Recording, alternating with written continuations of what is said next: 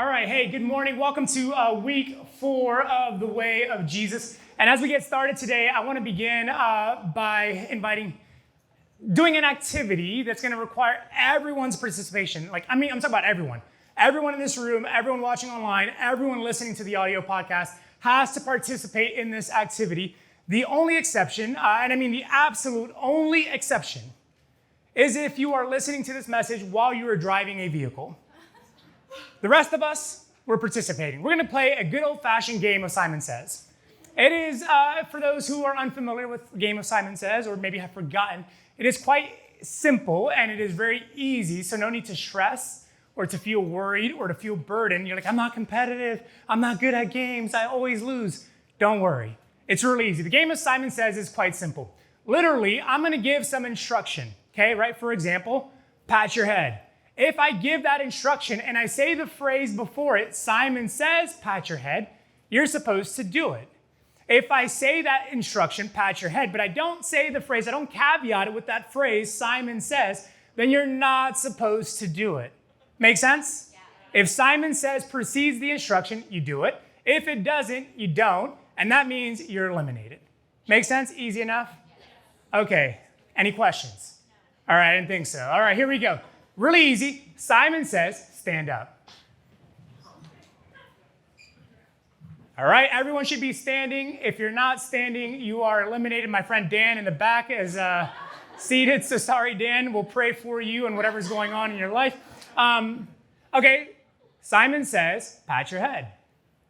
Simon says, rub your stomach. Simon says, say hi to the person next to you. Introduce yourself to them. Oh, if you introduce yourself to them, you are out. I did not say Simon says introduce yourself. So you can be seated. Wow. This is like a game of guess who. You just from my perspective, I'm looking at all these faces being abolished. Okay, Simon says, high five your neighbor. Simon says, tell them where you're from.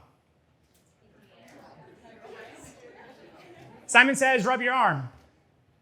Simon says, rub your other arm. Simon says, pat your shoulder. Pat your other shoulder. If you patted your other shoulder, you're out. Okay, you get the hang of this, right? We could do this all day. Now, Simon says, you can take a seat. All right, give it up for everyone that participated. Pretty easy, right? Pretty simple, pretty straightforward. A really simple game. Now, for those of us who grew up playing this game or who learned this game as a child, this is something that was kind of part of an elementary age experience where there was this eagerness and this zeal even to want to obey the instructions so that you could win the game. And maybe you might win a candy or a prize or something small, really kind of inconsequential, but for whatever reason, there was a desire to listen and to be obedient to whatever it is that Simon says, no matter how silly or foolish or dumb it was. And yet at the same time, I also find this ironic because we were eager to be obedient to a game like Simon Says, yet at the very same time, we were so consistently disobedient to the people in our lives.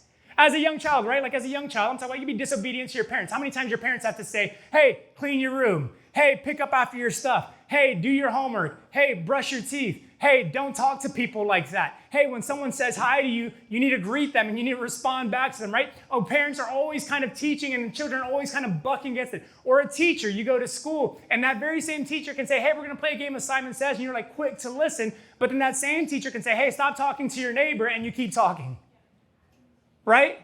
And unfortunately, that kind of shriek of disobedience doesn't grow out of us, nor do we grow out of it, right? There are people, and you're all at church, so I'm assuming none of this applies to you, but there's some people out there, right, who will be disobedient in their places of work. Companies and corporations have these policies and kind of protocols put in place to protect the integrity of the business, or maybe there's some legal compliance things that they have to do, and yet there's some people who will say, well, that rule doesn't really apply to me, so I can expense this kind of personal thing as a business expense because it was somewhat related to business because, work from home. And so I can kind of write off that margarita during lunch because I was working kind of an hour beforehand.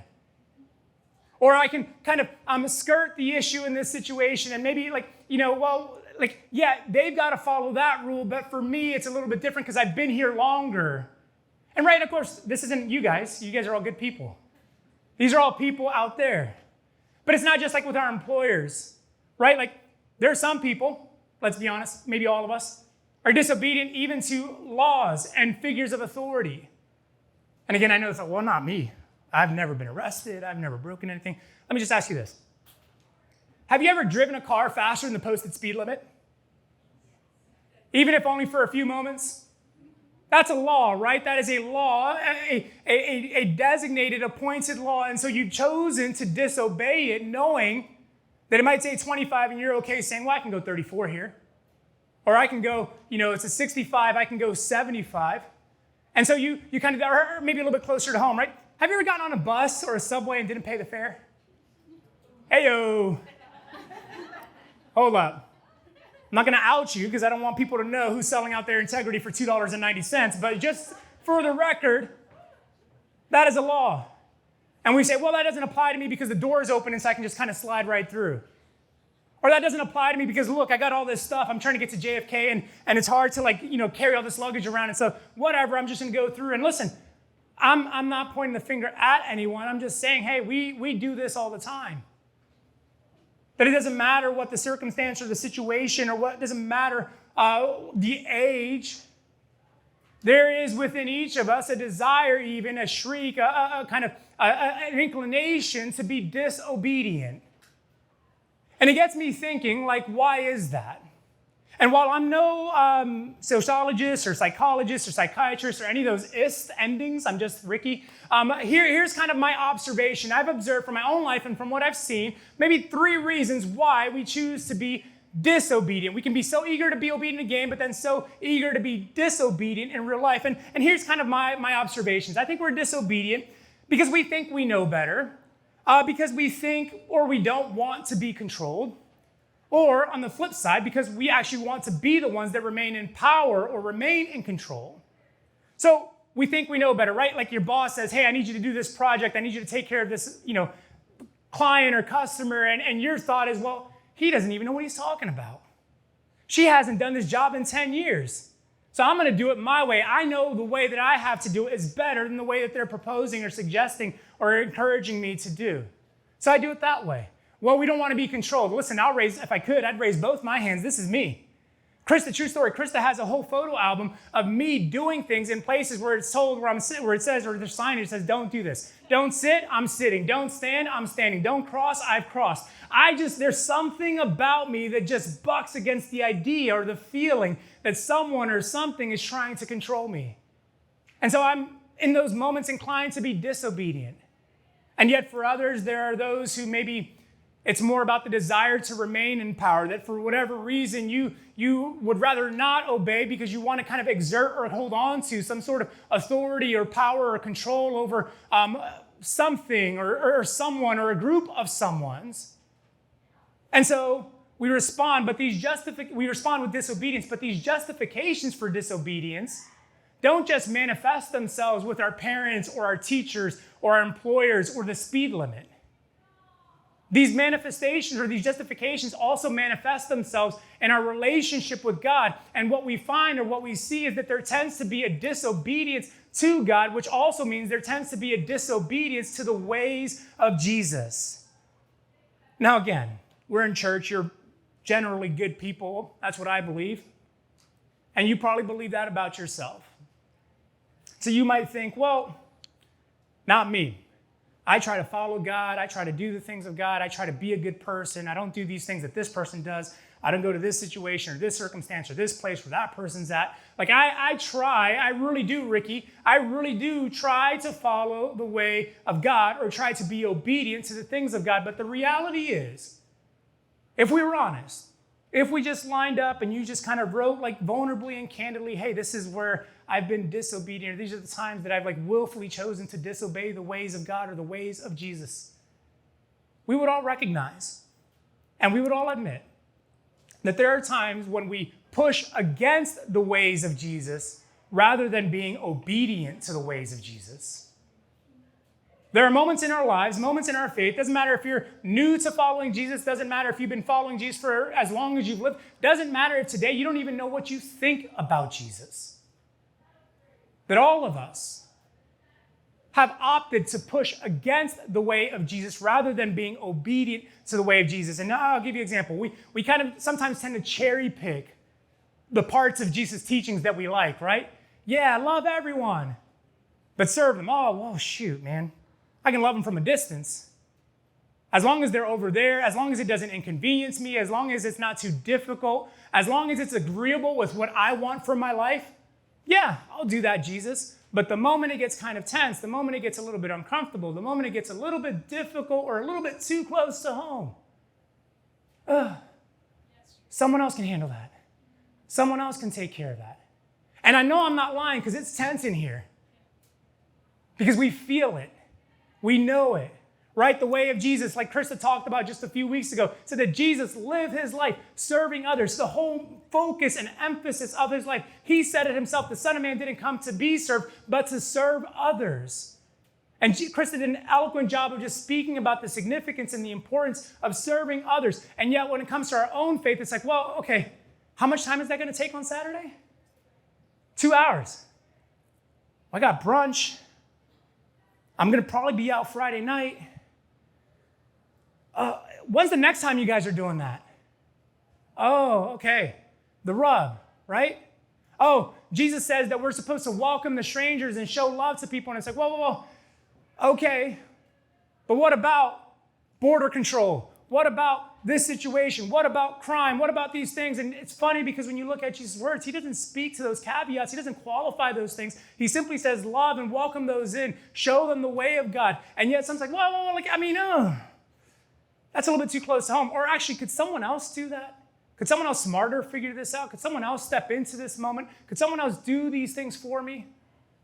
What about extending grace? Okay, I know those, okay, Ricky, that's a little bit hard. How about a simple one? Forgiveness.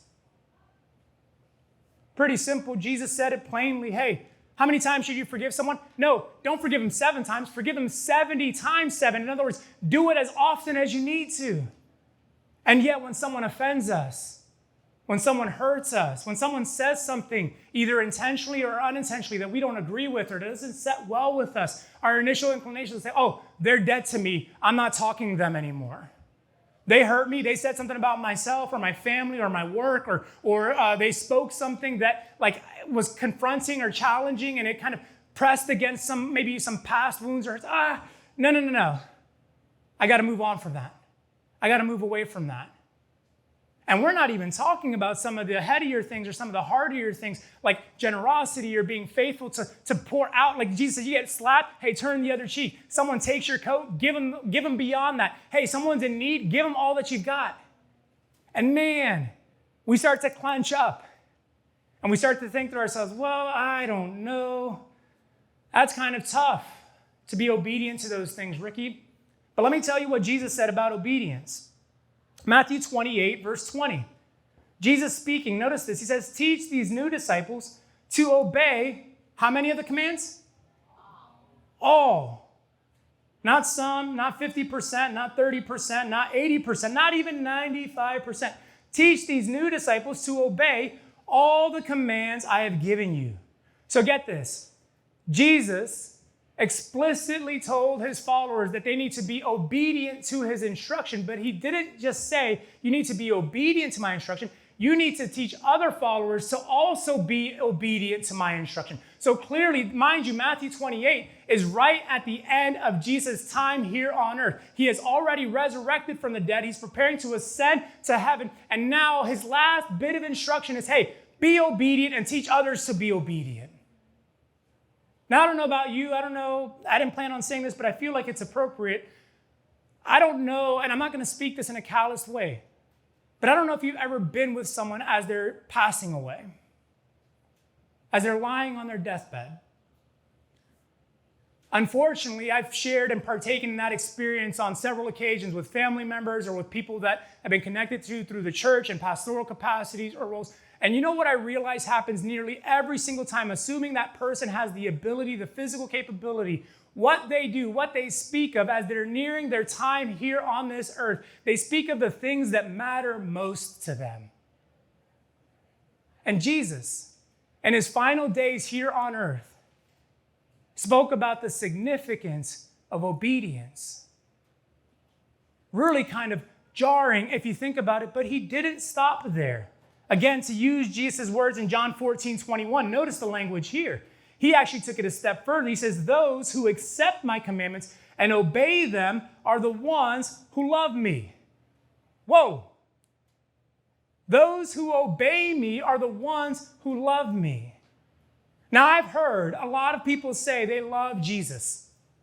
I've seen a lot of people post on Facebook, put verses in their Instagram bio, share a video or repost a sermon or a quote from somewhere about how much they love Jesus. But I also know there's a whole segment of the population that's willing to talk about how much they love Jesus, but actually aren't obedient to do the things that demonstrate they love Jesus. And yet, according to Jesus, it's those who obey what I've spoken. Those are the ones who love me. Now, it's really easy for me because I'm up on a stage and I got a microphone to kind of point the finger at other people. But can I tell you, I've been guilty of this as well. That I've posted things on my social media or I've spoken things out loud. I've said and communicated how much I love Jesus. And yet with my actions and my attitudes and my decisions, I've communicated that I'm not really inclined to be obedient to them, or I've demonstrated and shown that actually I don't really love him as much as maybe I'm projecting, because I love what I want more. I love what I'm doing more. I love the way this makes me feel more. And yet, Jesus' own words, it is those who obey me that demonstrate and show that they love me. But again, as if this wasn't enough, the Apostle Paul took it a step further under the influence and the guidance of the Holy Spirit. He wrote these words, brace for it. Ephesians 2:2, I'm giving you a forewarning, okay? Ephesians 2:2, Paul says this about those who follow Jesus, those who have committed to following the way of Jesus. He says, you used to live in sin just like the rest of the world. Get this, obeying the devil, the commander of the powers in the unseen world. He is the spirit at work in the hearts of who? Those who refuse to obey God. Wow. So Paul says that anyone who refuses to obey God is actually choosing instead to obey the devil. And here's what you need to hear today. Regardless of what you think, you need to recognize and realize that you are obeying someone. You are always obeying someone. Either you are being obedient to the devil or you are being obedient to Jesus. Paul says there's no middle ground. There's no in between. There's no halvesies. There's no partial credit. You are either being obedient to the God or you are being obedient to the devil. And here's why this matters, because these three passages that I've shown, it's kind of like my proof text, if you will, for this topic of obedience, because I know obedience is not something that we like. It's not natural to us. It's something that we'd actually rather push against. But these three passages, two from Jesus himself, one from the Apostle Paul under the guidance of the Holy Spirit, make it abundantly clear that you cannot become like Jesus if you are not obedient to Jesus. I'm preaching better than you are, I'm ending. You cannot become like Jesus if you are not obedient to Jesus. The whole purpose, the whole mindset of this series is that we are seeking to become like Jesus. And if you want to follow the way of Jesus, if you want to become like Jesus, then you need to understand, listen, I've got to be obedient to Jesus. I cannot become like him so long as I remain disobedient. I cannot follow him if I am pushing against him. And I shouldn't say I love him if I'm not willing to listen to him. This is a harsh truth. And I knew heading into this series, this is not going to be everyone's favorite message. And I know that because it's not my favorite message. But I've also learned enough, and I've also failed enough, and I've also made enough mistakes, and I've gone about it on my own long enough to know that there's a better way for me. And if that better way presented simply requires my obedience, then I will do whatever I can within my power and my ability to adhere to that way, so that I can operate in a way that's more like Christ, so that when I say, hey, I'm a Christian, it means something. It matters. And I don't know where you're at today. I'm not sure what your desires are or what your direction is or the intention that you have. But you need to know this significant truth that you cannot become like Jesus if you are not obedient to him. Let me explain why. Because for those of us who have committed our lives to Christ, when we came to Jesus, when we went to Jesus and acknowledged that we needed him, is because we either needed or that we wanted something from him. We went to Jesus because we recognized that we couldn't heal ourselves. We went to Jesus because we realized that we couldn't free ourselves. We went to Jesus because we recognized that we couldn't save ourselves, but we thought for a moment, we believed in faith that Jesus could, that he could heal us, that he could free us, that he could save us. And so we came to Jesus and said, Lord, I will give you my life because you are God and I am not. And in those early days, in those early moments, those early months even, there was a desire and eagerness and ambition to say, hey, I want to follow the way of Jesus because of all that he's done for me, because of all that I couldn't do for myself. But over time, we lose that desire. We lose that ambition. We lose that direction, and that is a problem.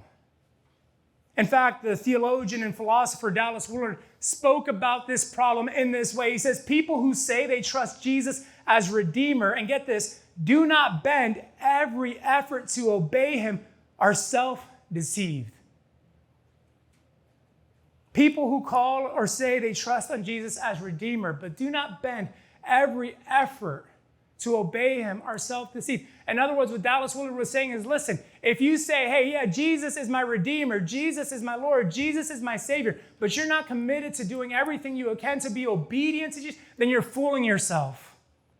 Because you're fooling yourself because what you're saying is, hey, I don't need you, I got it. Hey, actually, I know better. Hey, actually, I want to remain in power or control. Hey, actually, I don't want you controlling me, Jesus, so I'll do it because I know better myself. And this spirit, that mindset, that belief, that attitude, those actions actually runs contrary to the way of Jesus. Now, here's what you need to know. If you want to follow the way of Jesus, there's three things that it requires. It requires vision for it, it requires intention behind it, and ultimately, it requires obedience to it. Vision for it, intention behind it, and obedience to it. Vision for it, a lot of people see, well, actually, the way of Jesus looks better than my way. The way of Jesus looks better than the ways I've tried in the past. The way of Jesus looks better than the ways I see out in the world. So I have vision for it. I can see where it would make a difference. And then some people even go as far to put intention behind it. I want to go to church. I want to listen to worship music. I want to sing some worship music. I want to try to pray more often, or I want to try to read the scriptures more consistently or more frequently or more often it might be. And so I have some intention behind it. I'm going to try to clean up my life a little bit if you want to use that kind of analogy or metaphor. I want to kind of tidy some things up so that I get kind of more in alignment with who Jesus is. But ultimately, the thing that differentiates the followers of Jesus, or those that remain in following Jesus, and those who ultimately end up looking like and becoming like Jesus, from those who simply have intention, is the obedience piece. And this is where the drop-off happens. Because obedience, as we'll hear and as we'll learn in just a few moments, is not something that you just decide today, okay, I'm going to be obedient, and then it remains or persists for the rest of your life. We've already talked about. We don't grow out of our disobedience. So it's not just something that oh, okay, I'm all better now. Oh, okay, I made a decision once and it's done. But for those who want to become like Jesus, for those who say, you know what, I get it, I see the vision for it, I see the intention, or I have the intention behind it, now I want to kind of become obedient to it because I want to go in the long run. I want it to be said of me 5 years from now, 10 years from now, 20 years from now, 30 years from now, that my life looked like Jesus. Doesn't mean I was perfect. Doesn't mean I had it all reconciled or solved. Doesn't mean I was always the best example. But at the end of my life, it will be said of me, I looked like Jesus and I became like Jesus. If that's you, now, let me share a few thoughts about obedience using Jesus' own words. Here's thought number one. Obedience is a choice. Obedience is a choice. Jesus always, if you read the scriptures, you'll notice that Jesus always gave his listeners and his audience a choice. He didn't force them. He didn't manipulate them. He didn't twist their arm. In fact, there are 42 occurrences, 28 different occurrences, a few of them repeating multiple times, so 42 total occurrences in the four Gospels where Jesus, either let someone walk away from him or he walked away from them because they were unwilling to obey.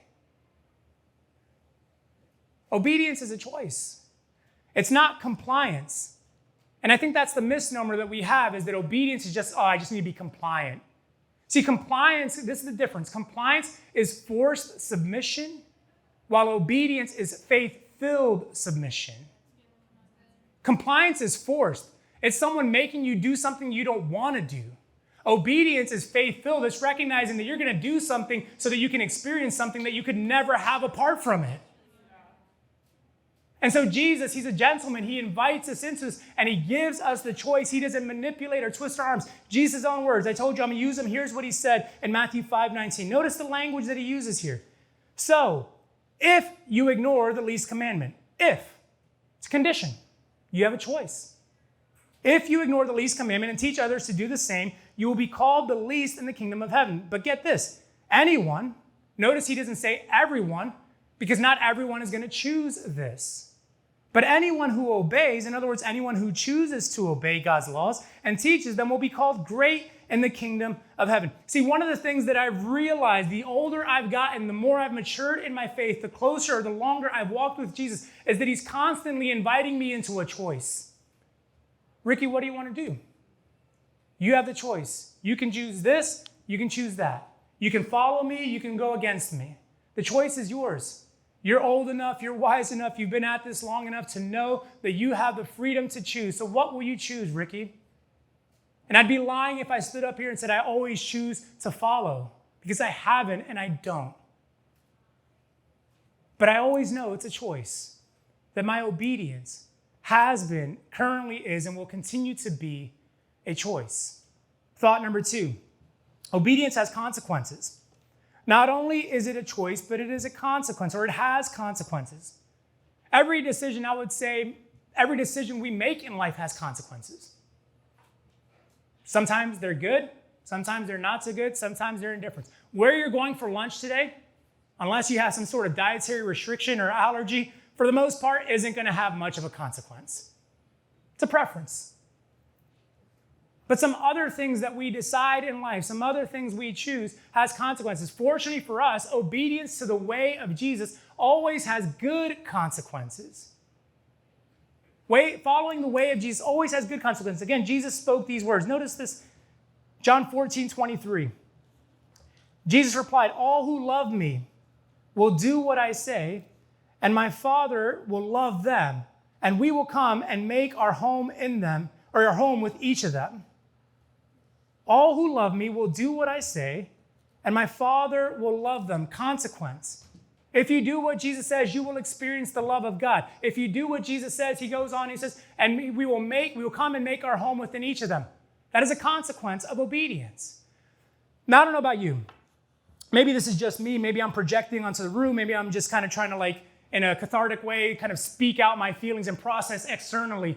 But for me, I think one of my deepest, if not the deepest longing I have in this life is to be loved. To be fully loved. That I could be as exposed as possible. And at the same time, simultaneously be fully loved. That my dark side or my past or my mistakes or my present struggles or tensions wouldn't disqualify me from a person's love. To be fully and wholly loved. And yet when I read this scripture, what I realize Jesus is saying is not like God has a conditional love. It's that when you obey Jesus, you have the fullness of his love. And that the access, the gateway for me to be fully loved is through my obedience. That's all it takes. That's the price of admission. And then I would argue and I would contend that all of us have this same core desire. It's why we want to get married. It's why we look for companions. It's why we want friends. It's why we seek out community. It's why we're willing to put ourselves in situations that maybe aren't so great and not so ideal with a partner, with a friend, with colleagues or coworkers. And we're willing to engage in those things because maybe for a moment we'll experience some form of love. And Jesus says, man, if that's all you want, if that's what you need, then it's as simple as being obedient to my words. And you will experience the fullness of God's love. Now, I should maybe qualify this statement or make it at least clear that this doesn't mean everything is going to be perfect. That just because you are obedient to the ways of Jesus doesn't mean everything is going to work out the way that you want them to. Doesn't mean you're always going to get the promotion. You're always going to find Mr. Right or Mrs. Right, or that you're always going to have like enough money in your bank or enough kind of plans for your future or dates on the calendar where you get to travel and do all these idyllic things. That's not what Jesus is promising. It's not that life is quote unquote perfect or even smooth. But it's in the ups and downs, the highs and lows, the plenty and the wants that you know that you are fully loved. And that in that, you can remain completely secure and stable. And so while obedience to Jesus has good consequences, I must also warn you that disobedience also has negative consequences. I'll look to the Old Testament king of Saul. Now, Saul was someone who became Israel's first king. He ruled for 40 years. He was plucked out of relative obscurity, and he kind of came out of nowhere, wasn't on anyone's radar for becoming the first king of Israel. And God, through his anointed one, said and spoke to him, hey, I prepared you, I've chosen you, I've selected you, and I've appointed you to become my king, one after my image, one who pursues the things of God. And Saul ruled for 40 years, and at the end of his life, this is what the scriptures say about him.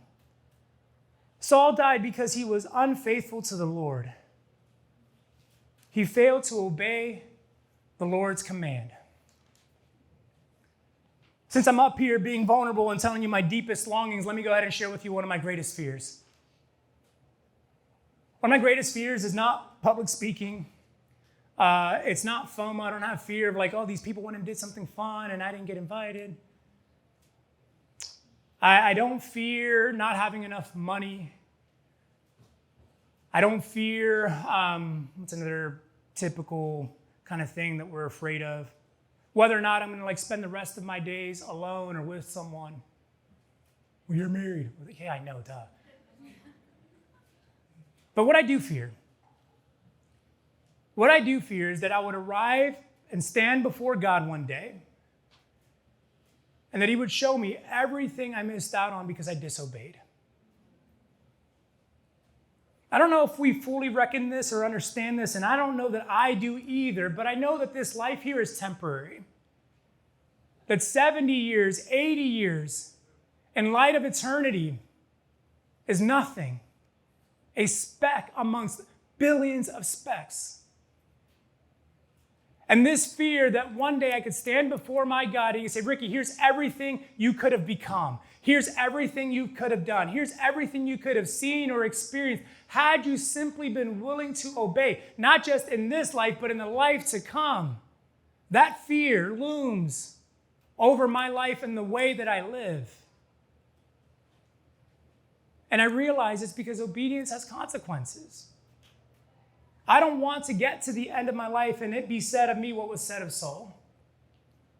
He lived his life, but it ended because he was disobedient to God. So we see obedience as a choice. We see obedience has consequences. Here's the third and final thought I'll share with you. Obedience is continual. Can I get an amen from any parents? No, like seriously. Like how many times you got to tell your kids, stop. Don't do that. Stop touching. Leave me alone. Stop. Don't touch that. Leave me alone. Go talk to your father or mother or somebody. Like, isn't it the worst when they tell you school's been canceled just kind of randomly? You're like, oh, gosh.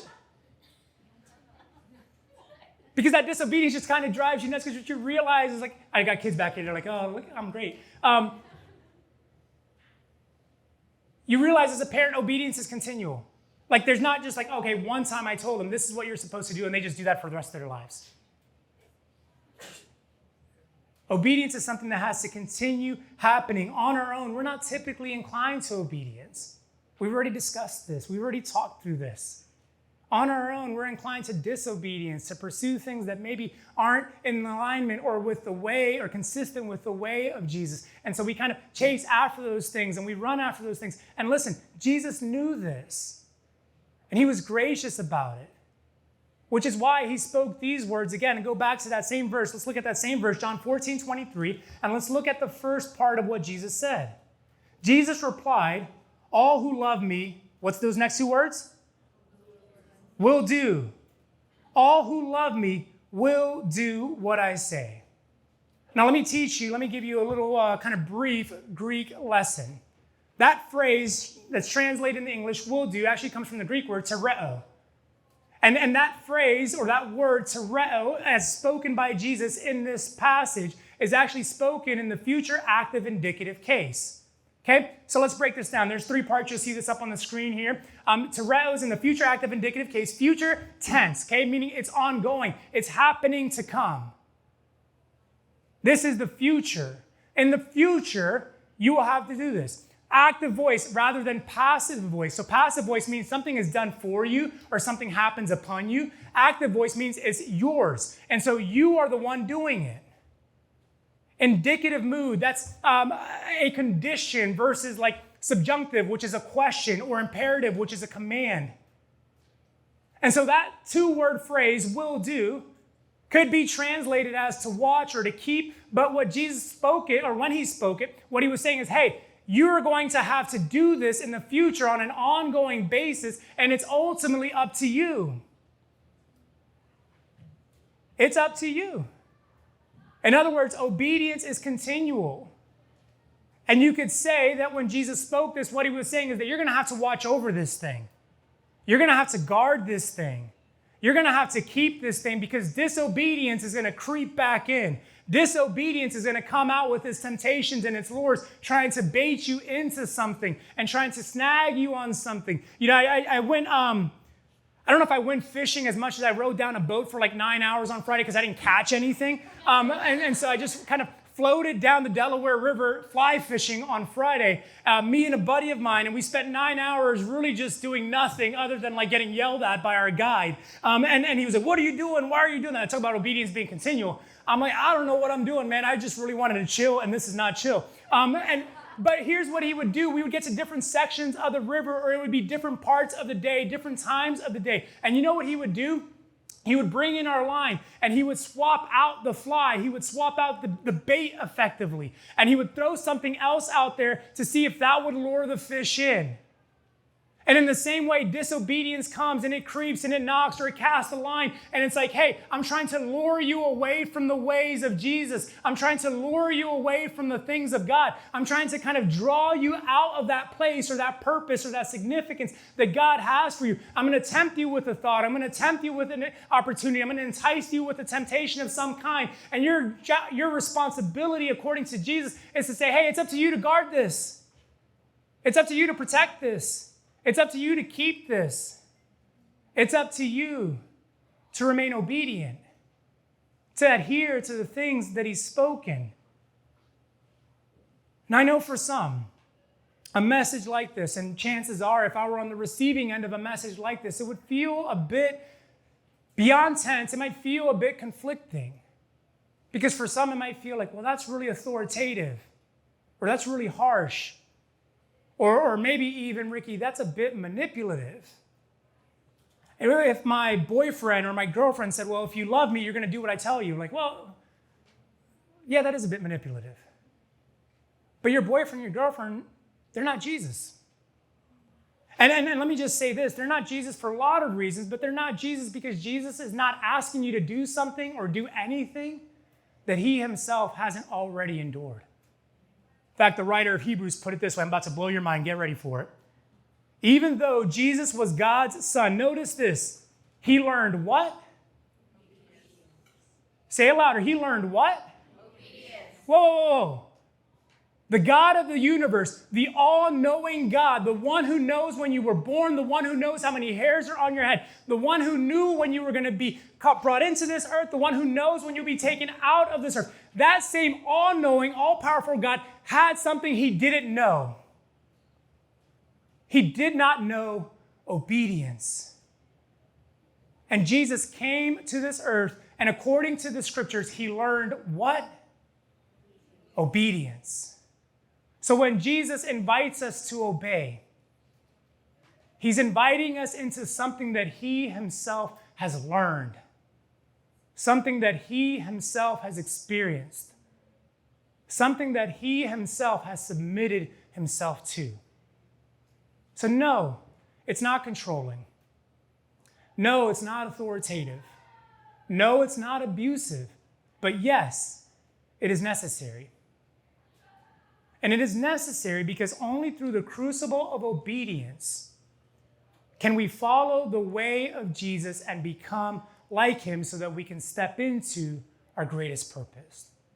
Just as it was obedience that led to the fulfillment of Christ's purpose, it will be obedience in your life that leads to the fulfillment of your purpose. You want to skip obedience, then you're going to skip out on your purpose. You want to miss out on obedience or reject obedience, then you're going to miss out on what God has for you. And I'm here to tell you, it's not worth it. It's not. God has some things for you, and it's only through the crucible of obedience in which you can obtain it, experience it, and learn those things. And Jesus himself is the proof of it. So as we close today, I've got a few reflection questions, and I want to give you a space and a moment to think about these things.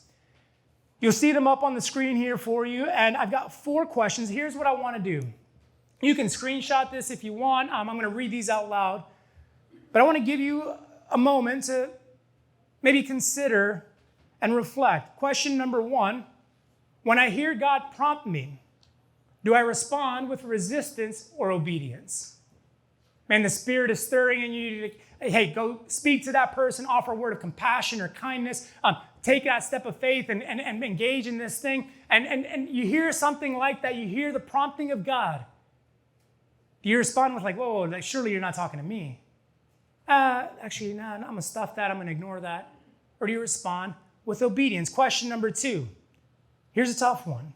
Is there anything I know I'm supposed to do, but I am not doing it? You know what I realized in my life? I don't know, somewhere probably between 80 to 90% of the time, I know what I'm supposed to be doing. And I willfully and intentionally choose not to do it. But what about you? Is there anything you know you're supposed to be doing, but you're not doing it? Question 3 is similar, but slightly different. Is there anything Jesus has told me to do that I've refused to do? This speaks to the outright rejection or defiance, the willful disobedience. I know I'm supposed to step into that. I know I'm supposed to do this. I know he's calling on me, but I'm not going to do it. I don't want to. I don't have to. I don't care to. Question number 4. What does my obedience to the way of Jesus reveal about the way I love Jesus? Was Jesus' words not mine? So those who obey me are the ones who love me. I'll be honest, this is a difficult question for me to answer because in a moment I could say, yeah, my obedience, I'm fully surrendered. And sure, like in this moment, it looks like I really, like based off of this, I love Jesus. But there have been equal moments or opportunities where it's like, there's been partial obedience. There's been times where I pushed against or rejected it entirely. So what does my obedience to the way of Jesus reveal about the way I love Jesus? So in this moment, in this space, I'm going to invite the team up. I want you to remain seated. Maybe you just want to bow your head. Maybe you want to kind of close your eyes. You don't have to. I'm not going to pray for you just yet, but I want you to think about these questions. And these questions aren't intended to shame you or belittle you or to make you feel small or insignificant. But last week, we had Clem Ferris speak, and one of the things he said was that a word of truth has the power to change. And what I realized is that if I ever want to change, I have to be willing to confront the reality, the truth about where I'm at. And so in this space, I'll give you a couple minutes of just kind of quiet and solitude, but this is a space for you to confront the truth. We can leave the questions up, Diego. To confront the truth about where you're at. So here in the quietness of this moment, just reflect and just give thought.